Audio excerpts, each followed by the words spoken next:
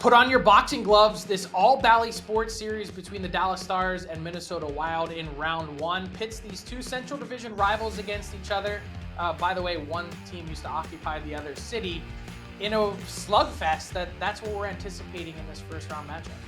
Yeah, I think it's going to be a defensive battle. It probably won't be the most exciting or highest scoring series of the first round, but there's an opportunity here for some good old-fashioned grinded out hockey between these two teams.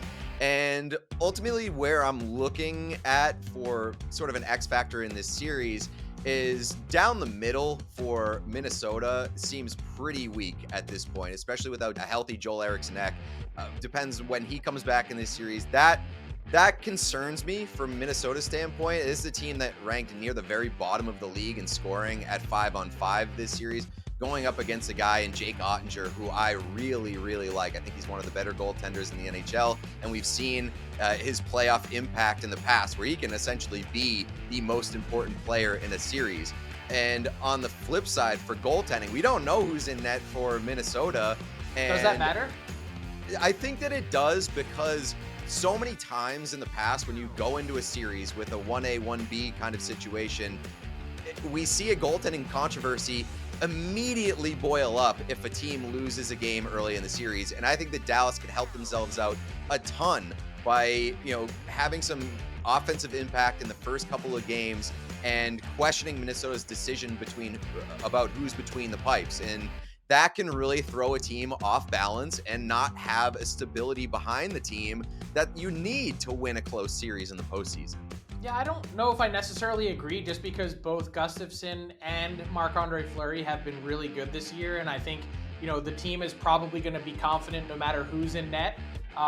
Gustafsson seems to have earned it on a stats basis, but you've seen in the past that Dean Evason really trusts Marc-Andre Fleury and his experience too. So I understand, regardless of who's in net for game one, I think Minnesota's biggest issue is going to be trying to find an answer for the Jason Robertson line.